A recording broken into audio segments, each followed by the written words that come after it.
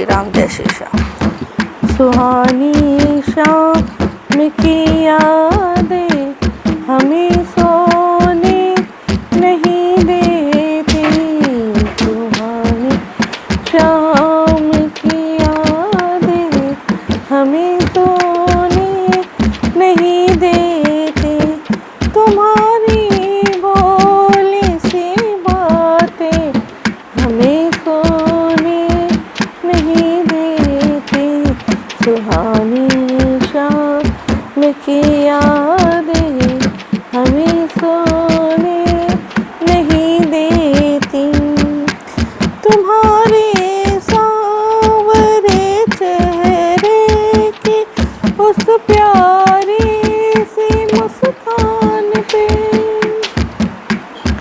तुम्हारे सांवरे चेहरे की उस प्यारी सी मुस्कान पे लुटा बैठा हूँ मैं दिल को, तुम्हारी तान की मान पे बैठा हूँ मैं दिल को, तुम्हारी तान की मान पे, तुम्हारी मीठी मुलाकातें हमें सोने नहीं देती, तुम्हारी मीठी मुलाकातें हमें सोने नहीं देती, तुम्हारी भोली सी बातें हमें सोने नहीं देती,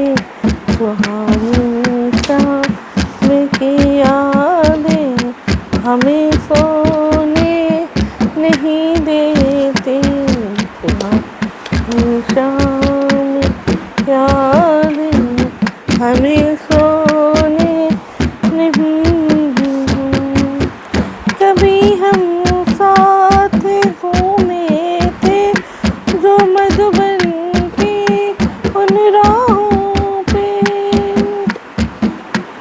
कभी हम साथ घूमे थे जो मधुबन की उन राहों में, खड़े हो आज भी तुम क्यों पसारे बाहों को, खड़े हो आज यूं ही पसारे बाहों को, ये सावन की हंसी रातें हमें सोने नहीं देती, ये सावन की हंसी रातें हमें सोने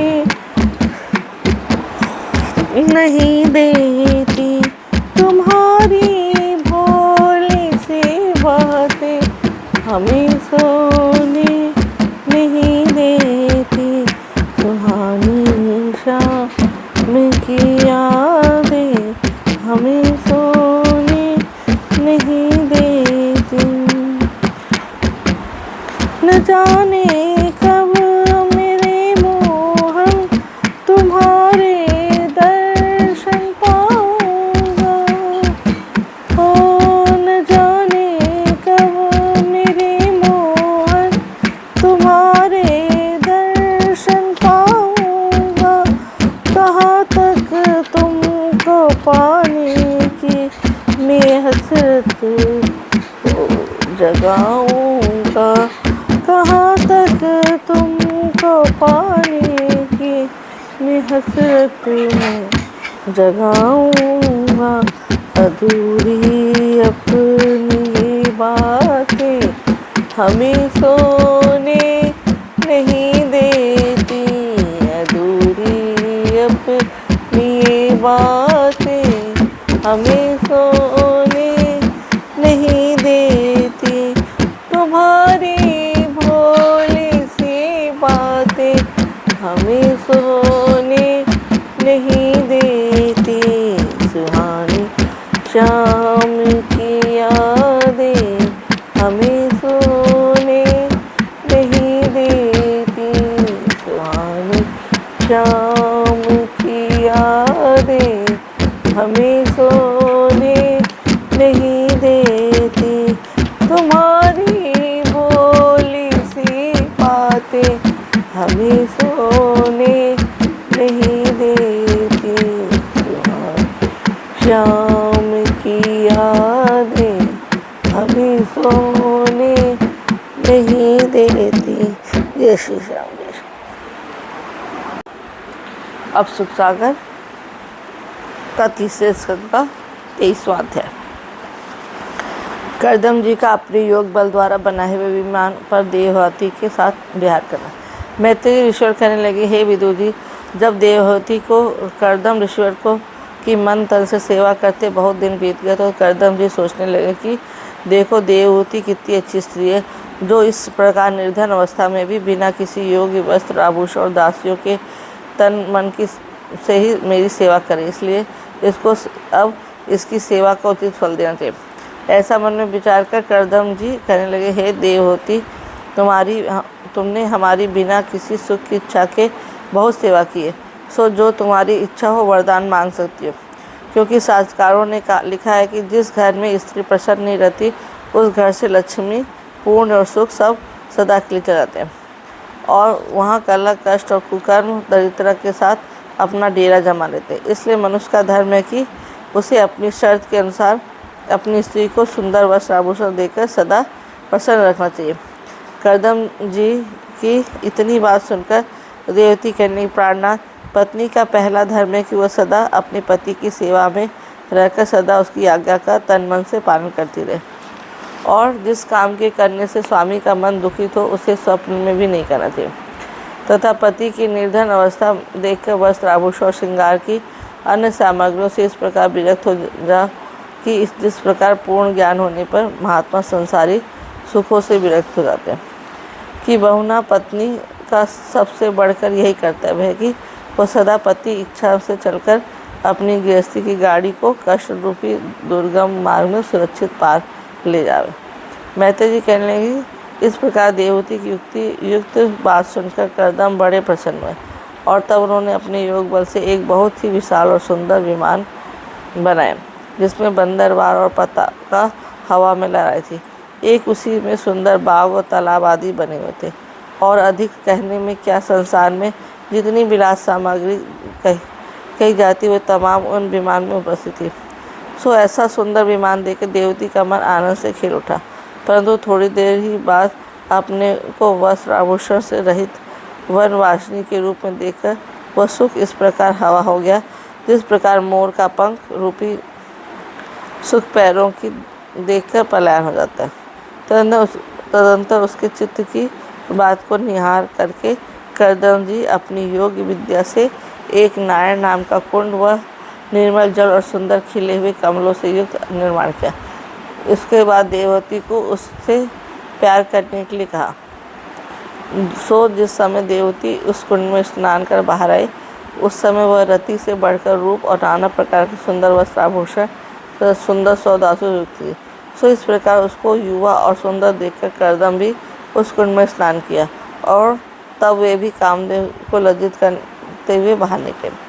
इतनी कथा सुनकर मैत्रेयी जी कहने लगे, हे विदुर, इस प्रकार उस कुंड में स्नान करने के पीछे वे कामदेव और रति के समान ऋषि और ऋषि पत्नी उस सुंदर विमान पर विराजमान हो गए, और नाना प्रकार के संसारी सुखों का उपभोग करेंगे, तथा वे उस विमान को इंद्रलोक, वरुण लोक और कुबेर लोक तथा जहाँ चाहते उसे तीनों लोकों में ले जाते।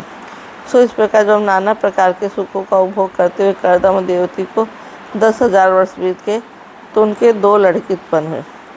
ऋषिवर ने अपने मन में सोचा कि भगवान ने हमको यह वरदान दिया था कि हम तुम्हारे अवतार धारण करेंगे, इसलिए मैं अभी तक संसारी सुखों को भोग रहा हूँ, नहीं तो मुझे कभी का वन में चला जाना चाहिए।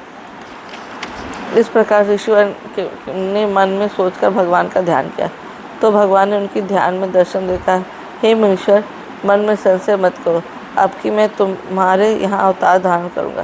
तदनंतर ऋषिवर देवहूति के साथ फिर सुखों का उपभोग करने लगे, तो भगवान की इच्छा से देवहूति गर्भवती हो गई।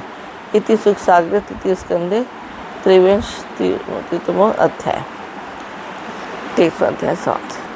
श्रीमन नारायण नारायण हरि है, भजमन नारायण नारायण हरि है, श्रीमन नारायण नारायण हरि हरि, भजमन नारायण नारायण हरि है, श्रीमन नारायण नारायण हरि हरि। अब सुख सागर के तीसरे स्कंद का 24वां अध्याय। कपिल देव जी का अवतार लेना और कर्दम मुनि का भगवान का तप करने के लिए वन में जाना। मैत्रेय ऋषि कहने लगे, हे विदुर, जब देवहूति के घर में कपिल भगवान आए तो उनके मुख का प्रकाश इतना तेज हो गया कि जिसे देखकर कर्दम जी कहने लगे, हे राजपूती, अब तुम्हें किस बात की चिंता नहीं करनी चाहिए, क्योंकि वह स्वयं भगवान अवतार धारण करने के लिए तेरे घर में आ चुके। मनुष्य की बात सुनकर देवती प्रसन्न होती हुई कहने लगी, हे मनुष्य, यदि आपका कहना सत्य है, इसी राजी होने से मुझे भी इस बात का विश्वास होना कठिन है। मैत्रेय जी कहने लगे, हे विदुर, देवती इस प्रकार कह रही थी। उस समय देवताओं ने आकाश में पुष्प वर्षा कर कहा कि देवती, जो बात ऋषि ने कही वह सत्य है, और तुम्हारे जप तप और पूर्ण सब फलीभूत हो चुके हैं। तुम्हारे गर्भ से स्वयं भगवान कपिल देव जी अवतार धारण कर आपका कीर्ति और यश संसार में प्रकट। वे संसार में साक्षी योगी शांत शास्त्र का संतों का ज्ञान सिखाकर अज्ञान रूपी अंधेरों को दूर करेंगे, क्योंकि जब जब संसार में धर्म और ज्ञान की हानि होती है, तब तब वे अवतार धारण कर धर्म और ज्ञान का संसार में प्रकाश करते हैं। मैत्रेय जी कहने लगे कि इसके बाद देवता लोग कर्दम और देवहूति की बहुत सी स्तुति कर अपने अपने लोगों को चले गए। तदंतर 10 महीने के बाद भगवान कपिल मुनि ने अवतार धारण किया। उन देवताओं ने पुष्प वर्षा कर, गंधर्वों ने गाकर और अप्सराओं ने नाचकर उनके गुणनुवाद किए, और उनके अवतार धारण करने पर तीनों लोगों ने आनंद हो गया तथा दिशों दिशाएं प्रकाशित हो गई। एवं कर्दम ऋषि ने जब उन्हें पूर्ण ब्रह्म जाना तो वे उनकी हाथ जोड़ स्तुति करने लगे, हे भगवान, आपके नाम मात्र से मनुष्य भव सागर पार उतर जाते, सो मुझे तो बहुत ही धन्य समझना चाहिए कि जिसके घर स्वयं अवतार धारण कर है, तथा मैंने देवताओं से सुना है कि आपके ज्ञान का उपदेश करने के लिए अवतार धारण किया है। सो कृपा कर मुझे वह ज्ञान सिखाए जिससे कृपा से संसार के आवागमन से छूटकर मुक्त हो जाओ। जिस समय ब्रह्मा जी सनकादिक मुनि वहाँ आए और उन्होंने भी उनके दर्शन कर बहुत ही सी स्तुति करने लगे, हे परमेश्वर, आपने हमको दर्शन देकर कृतार्थ किया। अब आपका नाम संसार में कपिल देव मुनि होगा। अपने ज्ञान द्वारा संसार का ज्ञान रूपी अंधेरा नष्ट करोगे।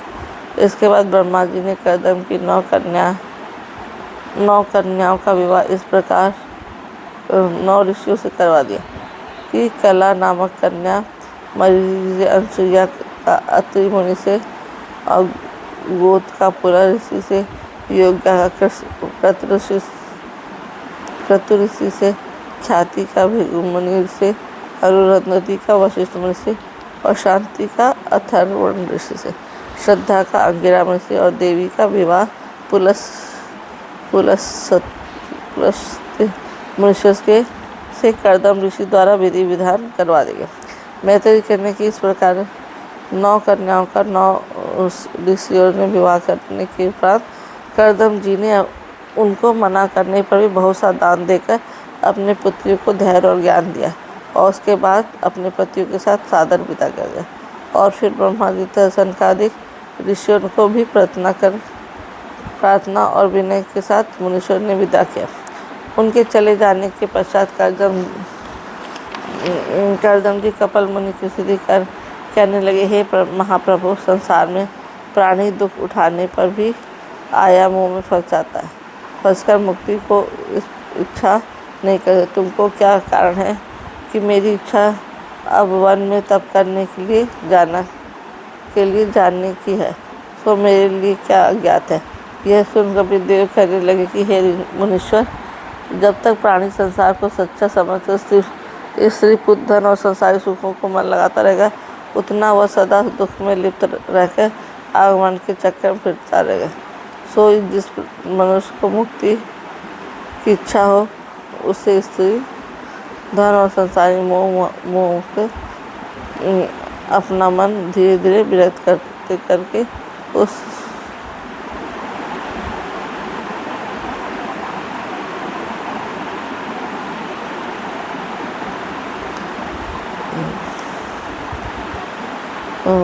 इसी मोह से अपना मन धीरे धीरे विरक्त करके उस पर का भजन करना चाहिए। और मनुष्य देव ऋण, पितृ ऋण, ऋषि ऋण, ये तीनों ऋण लगे रहते हैं।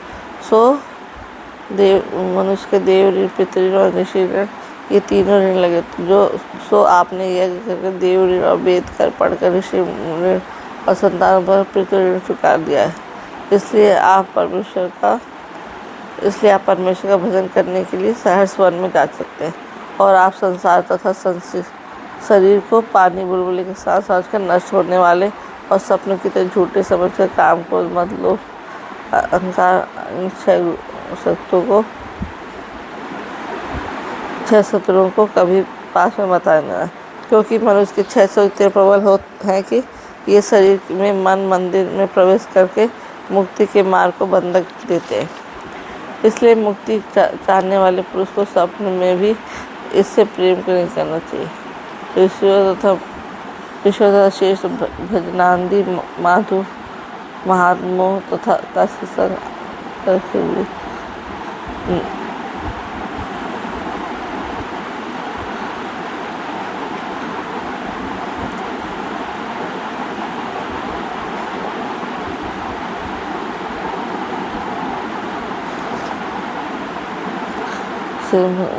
मानव संसार कर भी उन दुर्जनों को जो कि साथ बना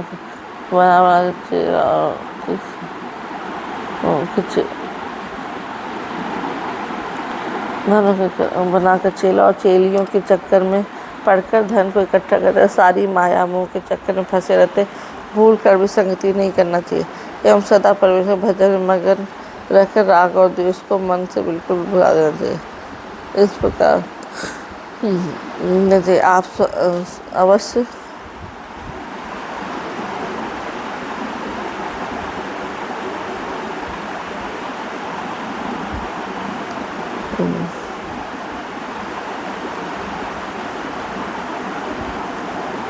इसको मन में बिल्कुल भुला चाहिए। आप अवश्य संसारी बंधनों से मुक्त हो जाओगे। इति सुसाहित्य स्कंदे चतुर्दश तमो अध्याय समाप्त। 24वां अध्याय समाप्त। श्रीमन्नारायण नारायण हरि है, भजमन नारायण नारायण हरि है, श्रीमन्नारायण नारायण हरि हरि, भजमन नारायण नारायण हरि है, श्रीमन्नारायण नारायण हरि है, भजमन नारायण नारायण हरि। जय श्री राम। आरती श्रीमद् भागवत जी, दाता है सुख मुक्ति से, रघित व्यास मुनि से बनाए, श्री सुखदेव जी से फिर गाय, से निपट चित्त मुक्ति पाए, सब त्याग विशेष विधि की, आरती श्रीमद् भागवत जी की, धुनगारी से पापी दे पैकुंठ सभी दुखटा, ऋषि मुनि जिसके गुण गाहा, मिटत पीड़ा तन मन जी, आरती श्रीमद् भागवत सुनी कथा मन ला, काम क्रोध अभिमान हटा, धन्यवाद मुक्ति पा, छा फेर न वस्तु किसी की, आरती श्रीमद् भागवत जी, सुख संपत्ति सुख देने वाला, भक्त नाव नित खेने वाले, दुख दरिद्र हर देने वाले, भक्त दुख दरिद्र हर देने वाली, हर नारायण माँ मुक्ति की, आरती श्रीमद् भागवत जी की, दाता है सुख मुक्ति श्री, आरती श्रीमद् भागवत।